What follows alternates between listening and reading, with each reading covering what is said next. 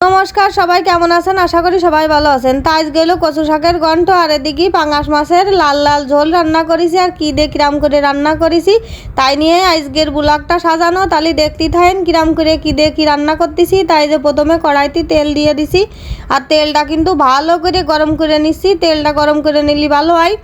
আর এখন হলো সম্বরা দেবো পেঁয়াজ রসুন আর কাঁচা জাল। পেঁয়াজ রসুন কাঁচা জাল এলো সব কিছু কাইটে কুইটে দিয়ে গুছাই দিয়ে দিলাম। আর এদিক কচু শাক দিয়ে দেবো।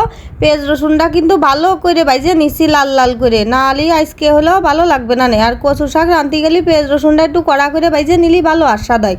তাহলে এই যে কচু শাক ধুয়ে গুটে ধুয়ে দিলাম, সেইটা এখন ডালিয়ে দিছি। কচু শাক কয়টা কিন্তু ভালো করে একটু নেড়ে ছেড়ে বাইজে নেব। বাইজে নেওয়ার পরে একটু জল ঢেলে দেবো। তাই যে এখন হলো হলুদ আর লবণ দিয়ে দিছি, যেটুক লাগবে একবারে দিয়ে দিছি। আর যদি পরে রান্নার মধ্যেই সাইকে দেখবানে যদি কম বেশি হয় সেই সময় দিয়ে নিবানে। তা যাই হোক, এই যে কচু শাকটা কিন্তু বাইজে নিচ্ছি। আর অন্যদিন কচু শাক রাঁধতে গেলে একটু বেশ জল গলে, আজকে আর কিছুই জল টল গলিনি, এমনি হলো জল দিয়ে দিবানে।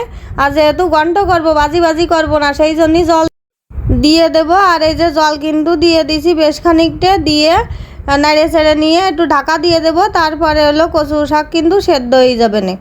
তা এখন আমি ঢাকা দিয়ে দেবো। তাই দেখেন ঢাকনা উঠানোর পরে কিন্তু এই যে কচু শাক এরকম হয়ে গেছে, একদম পুরো ঘুইটে ঘন্ট হয়ে গেছে। আর এই জলটুকু রাখবো না, আরও জল শুকোই ফেলবো, পুরো একদম বেশ ভাজা ভাজা টাইপই রয়ে যাবে, সেরকম করে রান্না করব। তাই যে কচু শাকটা কিন্তু হয়ে গেছে। আর এরকম করে কচু শাকের ঘন্ট করলে খাতে কিন্তু ভালো লাগে। আর এটা কিন্তু গুঁড়ি কচু। এই কচু শাকের মধ্যে কিন্তু একটু চিংড়ি মাছ দিলেই ভালো হয়, কিন্তু আমার অ্যালার্জি বলে চিংড়ি মাছ আমি খাতে পারি না, সেই জন্যই চিংড়ি মাছটা আমি খুব কম ব্যবহার করি। আর এই যে হলো শাক কিন্তু হয়ে গেছে, নামাই দিয়ে দিছি। এখন এই যে মাছ ভাজতে চলে আইছি, পাঙ্গাস মাছ কটা ফাইন করে লাল লাল করে বাইজে নেব। আবার এই পাঙ্গাস মাছ রাঁধতেছি। আমার আগের ভিডিও একজন কমেন্ট করেছে, সি পাঙ্গাস মাছ খাচ্ছেন কেন? পাঙ্গাস মাছ খালি কি সমস্যা? পাঙ্গাস মাছ খাওয়া যায় না নাকি?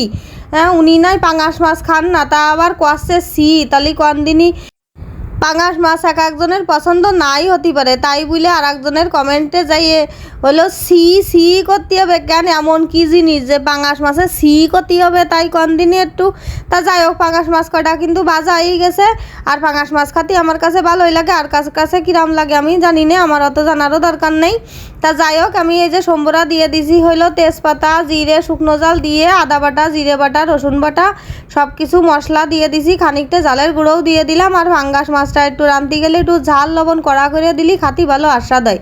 তা এখন মশলার মধ্যে আলাদা করে জল দিইনি, হলুদ লবণও দিয়ে দিছি, দিয়ে ফাইন করে মশলাটা কষাই নিচ্ছি। আর অল্প একটুখানি 1 চা চামচ মতো চিনি দিয়ে দিবানে, একটু মিষ্টি দিলি পরে খাতি ভালো হয়। এই যে চিনিও দিয়ে দিছি। আর এখন মশলাটা আরও খানিকক্ষণ কষাবো, কষাই নিয়ে বেশ তেল ছেড়ে দেবে। তাই যে মশলায় কিন্তু তেল ছেড়ে দিয়েছে দেখেছেন। আর এরকম করে মশলাটা কষা নিলি খাতি কিন্তু তরকারিতে আস্বাদ হয়। এই যে ভাজা পাঙ্গাস মাছ কয়টা আমি এর মধ্যে দিয়ে দিলাম। এবার মাছ কয়টা আর মশলা দিয়ে আরও খানিকক্ষণ কষাই নেব, নিয়ে তারপরে হলো জল ঢেলে দেবো। আর এরকম করে পাঙ্গাস মাছ রান্না করলি খাতি যে কি ভালো লাগে তা আর কি কব, আমার কাছে তো খুবই ভালো লাগে। আর আমার মনুরাও খুব ভালো পছন্দ করে, কারণ মাছে কোনো কাটা নেই, ওদের বাসার কোনো ঝামেলা নেই, সেই জন্যই বেশি আরও পছন্দ করে। আর এই যে এখন জল ঢেলে দিচ্ছি মাছের মধ্যে, দিয়ে খানিকক্ষণ জাল দেবো। বেশ খানিক জল দিছি, কারণ মাছটা অনেকটা একটু জাল খাবে, সেই জন্যই দিয়ে থুইছি জল।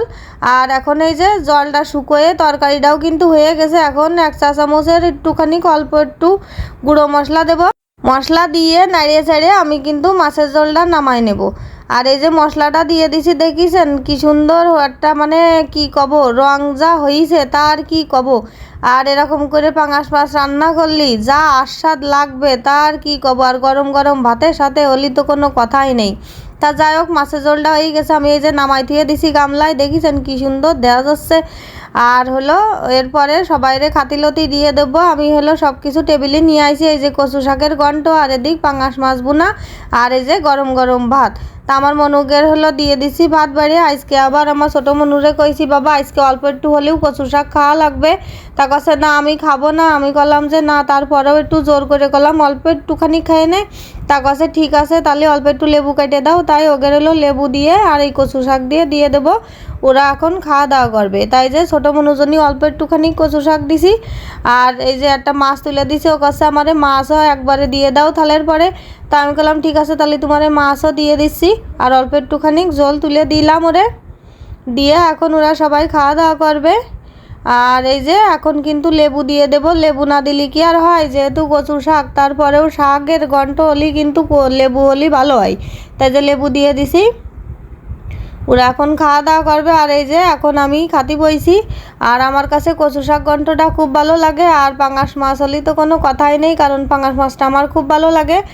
আর এই কচু শাকের ঘন্টটাও খুব সুন্দর হয়েছে। আর হলো কচু শাকের সাথে একটুখানি লেবু চিপে নিয়ে মাখায়ে খাতি যে কী ভালো লাগে। আর কচু শাকটা পেঁয়াজ রসুন সম্বরা দিয়ে রান্না করা, তো ওই জন্যই বেশি ভালো লাগে। এর মধ্যে যদি একটু কালো জিরে সম্বরা দিয়ে হতো তাহলে আরও বেশি সুন্দর হতো। তা কালো জিরে আর আজকে দিইনি। তা যাই হোক, এই যে লেবু চিপে আবার নিছি, কারণ লেবুটা একটু মানে টক টক তো খাতি কিন্তু ভালোই লাগে শাক দিয়ে। আর শাক দিয়ে খাওয়া শেষ করে তারপরে হলো পাঙাশ মাছ দিয়ে খাওয়া দাওয়া করবো। তাই যে পাঙাশ মাছটাও নিয়ে নিছি। পাঙাশ মাছটা কিন্তু অনেক সুন্দর হয়েছে খাতি, কারণ আমার মনুরা খাইছে, ওরা কাছে যে মা পাঙাশ মাছটা খাতি কিন্তু খুব ভালো হয়েছে, আবার শাকটাও খাতি খুব ভালো হয়েছে। তা যাই হোক, ওদের কাছে ভালো লাগলেই হলো ভালো। আর আমার এই ভিডিওটা যারা ধৈর্য ধরে দেখিছেন তাদের কিন্তু অসংখ্য ধন্যবাদ জানাই। আর অবশ্যই কিন্তু আমার ভিডিওটায় একখান লাইক, কমেন্ট, শেয়ার, সাবস্ক্রাইব করবেন। সবাই ভালো থাকবেন, টাটা।